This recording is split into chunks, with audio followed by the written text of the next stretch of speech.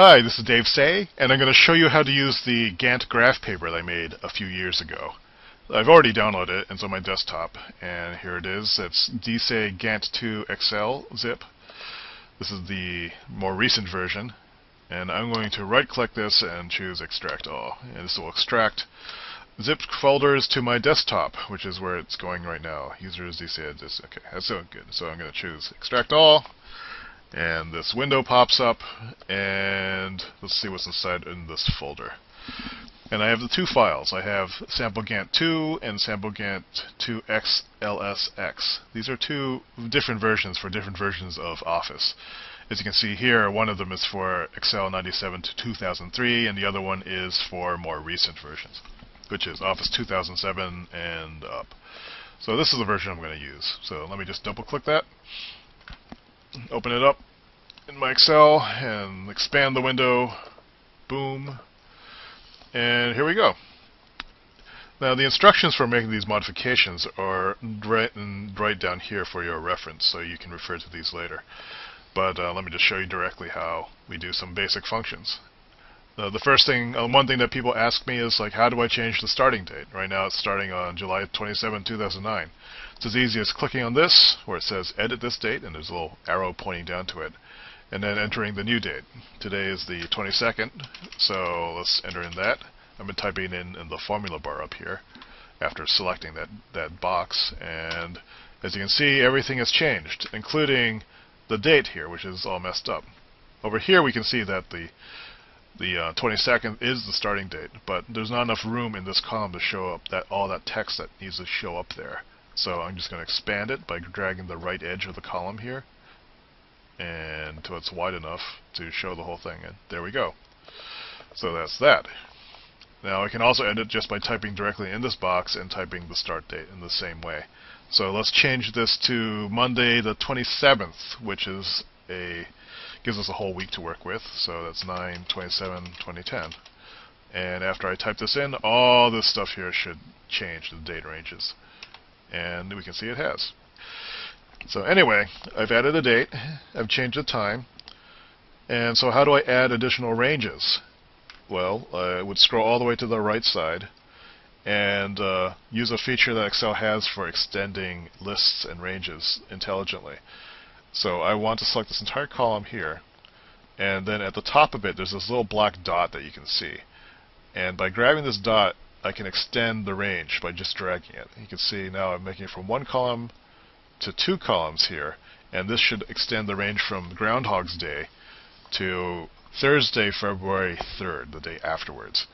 And there you can see it's done it. And the reason why I'm selecting the entire column is because there's like hidden stuff in here. Like right here, you can't see it, but there's additional date calculation stuff that's hidden there and that's not normally visible. If you only select this part and do the range extension, then the thing won't follow. So we need to do this whole thing.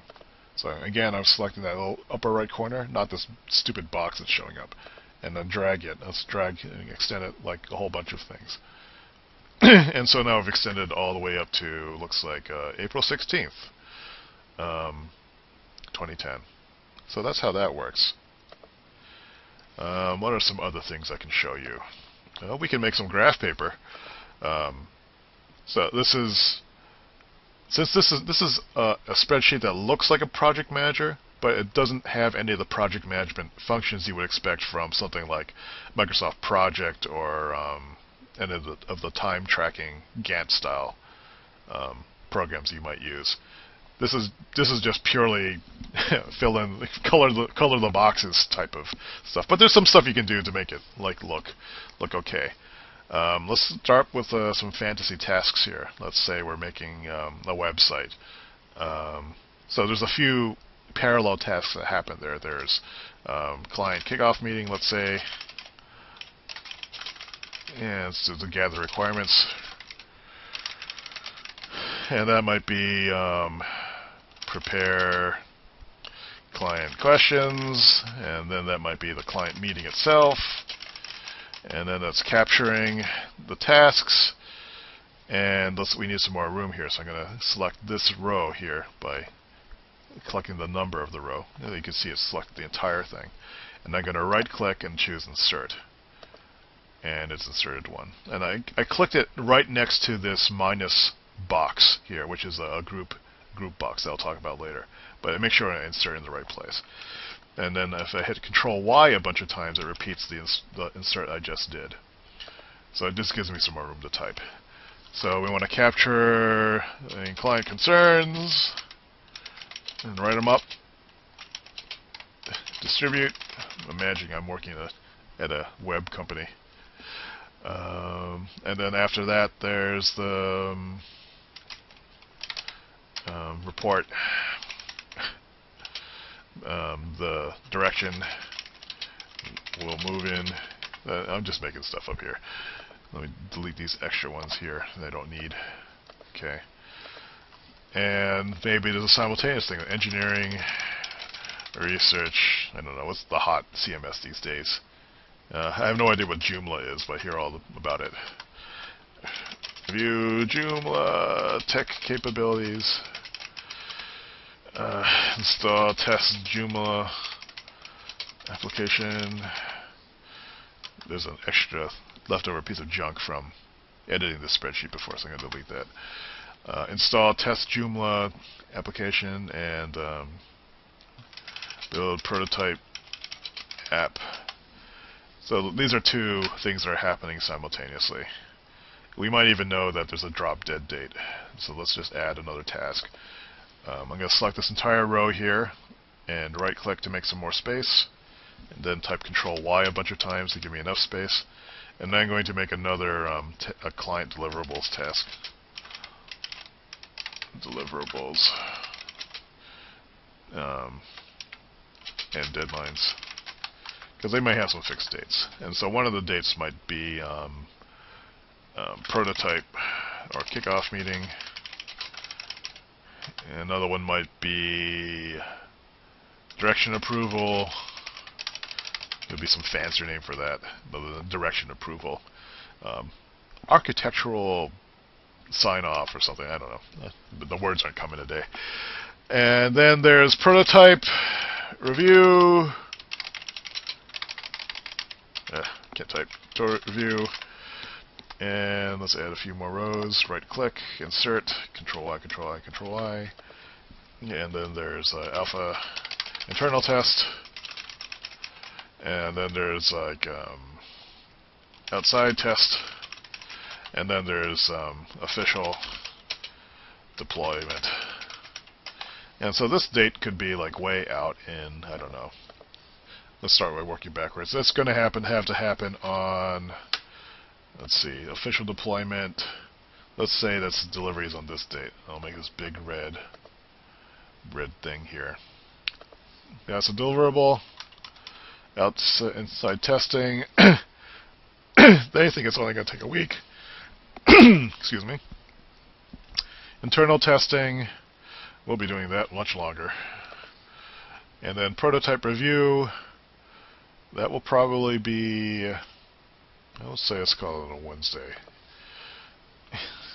I'll move that day around. Direction approval, that's going to happen on Friday. Thursday's a little bit better because Friday everyone's thinking about going home. And let's just say the kickoff meeting is this day. So let me move this prototype review down. Actually, let me just get rid of it. I'm making this project more complex than it needs to be. So these are the deliverable dates. I can use these as references for other times. So our kickoff meeting requirements. Prepare the client questions. That's going to happen the day before. For us, we're going to use like this light green. And then the client meeting. I don't know. That's this day, and we'll make it this dark green color because it's important. Capturing client concerns, that will be happening, at the same time, basically. The day of the meeting and the day afterwards, probably, writing up and distributing. There's some overlap here that we have. Report and direction will move in, and that's going to be on this day. Or actually, maybe it'll be on no, let's put it that day. I mean, the schedule's a little bit compressed here, but what I'm concerned about is like the direction approvals on the same day, and that almost never happens. Let's move that to Friday. The client will appreciate having an extra day for that. So this is what we have right now. And then for researching engineering, that could be like, let's give them a different color. Let's give them like this nice beige color. And testing the Joomla application here for the second task. And their prototype app, we'll give them through the weekend. When do we have our first testing day? Internal testing is on the 22nd, so we'll give them this much time. But the delivery will be on this day. So I'm going to make that slightly darker again, so it just stands out.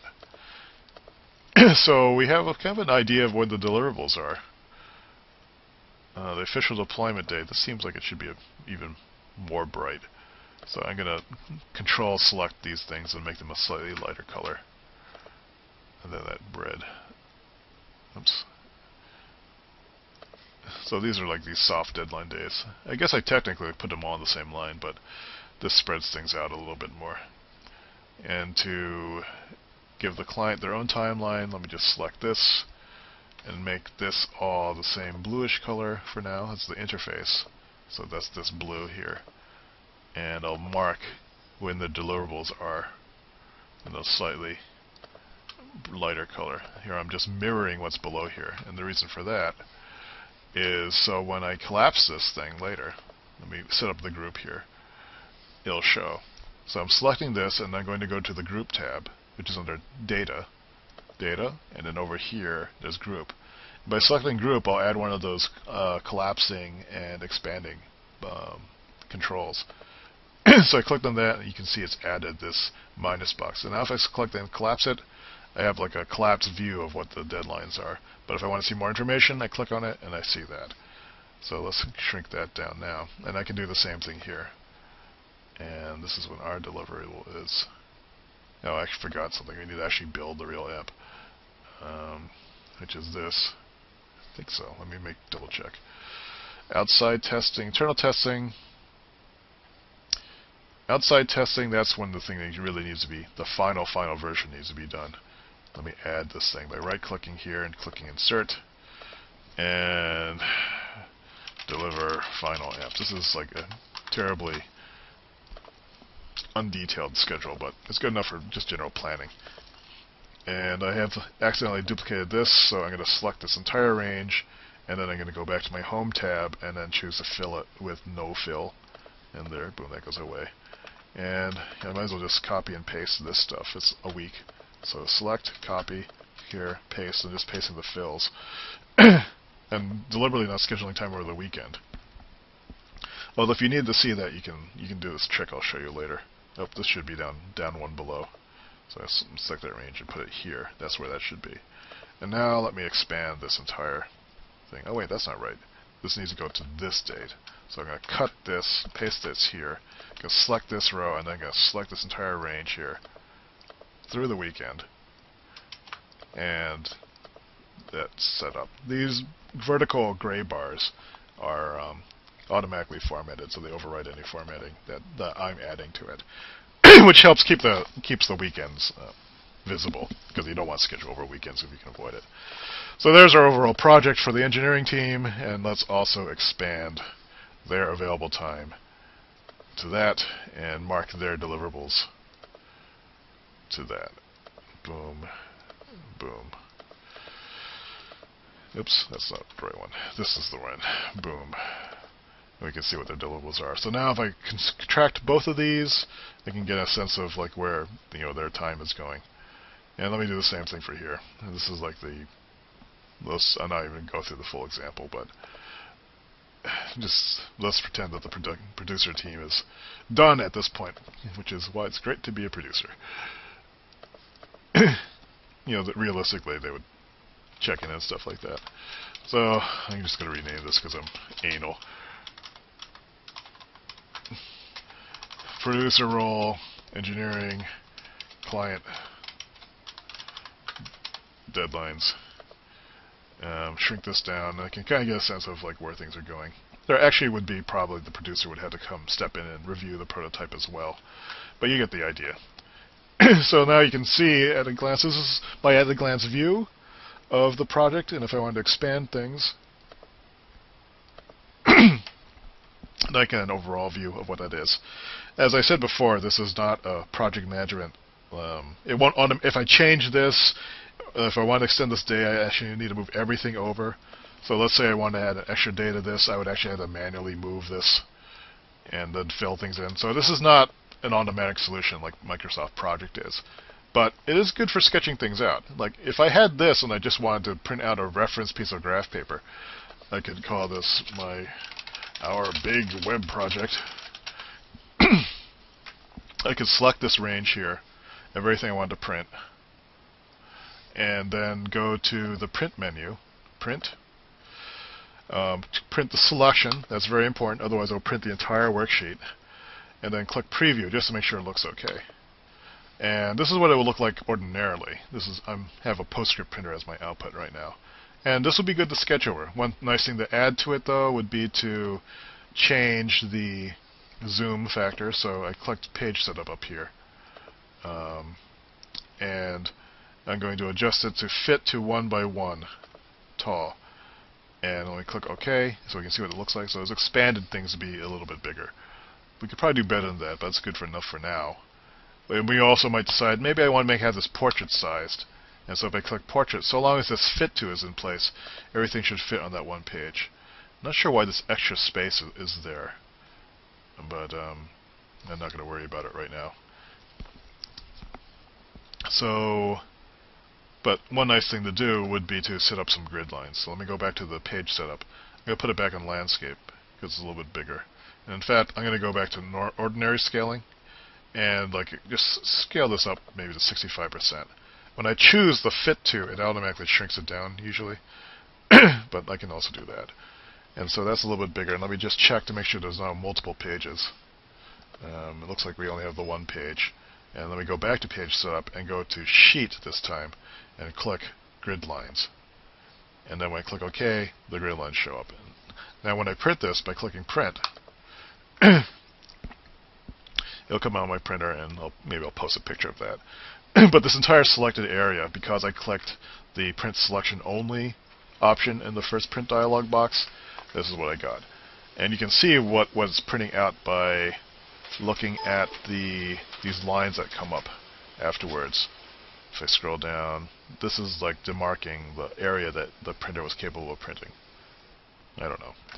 So that's that. I think I've covered everything you need to know. Maybe one last trick is if you needed a quick and dirty summing up of how many days something is, or you were planning through weekends, you can add numbers, to these things. So assuming, let's say, and they're all red here because I accidentally made them red. So you could do that, and then you could do a summation of the row by doing the sum function, and going from the column F, F9 is this column F, row 9 to how far did we go out before? Well, I think we went at least as far as ED, so ED9, same row, and you can see this box that's highlighting. It's going to show you what it's going to be summing, and that sums that up. And because I'm summing the entire row, I can just copy and paste this formula now, everywhere, and we can see things. So if I copied this formula to this entire range to copy it all at once, there's no days allocated there, but I could go 1, 1, 1, 1, 1, 1, 1, 1, 1, 1, 1, 1, 1. And you can see here, because I'm using the ones, it's going through the weekends. If I actually had weekend time, let's not schedule weekend time. I just deleted them. 1, 1, 1, 1, 1, 1, 1, 1, 1, 1. I could also do copy and then paste into a range like this to save myself some time. Except I can't paste over the fill, because otherwise I would erase it. So you get an idea then of here we'll schedule them for the weekend because maybe that's the way it is. You can see how these are timing up. These ones represent days, but you could easily use something with fractional times. If you use a fractional time, you probably need to make the cells bigger because they're not big enough to show an entire thing. They will sum correctly. If I enter in 0.5 here, this will be rounded up to a 1, but it will show us a 0.5 in the summation. Likewise with that. So that's just something to be aware So that's it. If you have any questions, feel free to post in the comments. But I think that's what you need.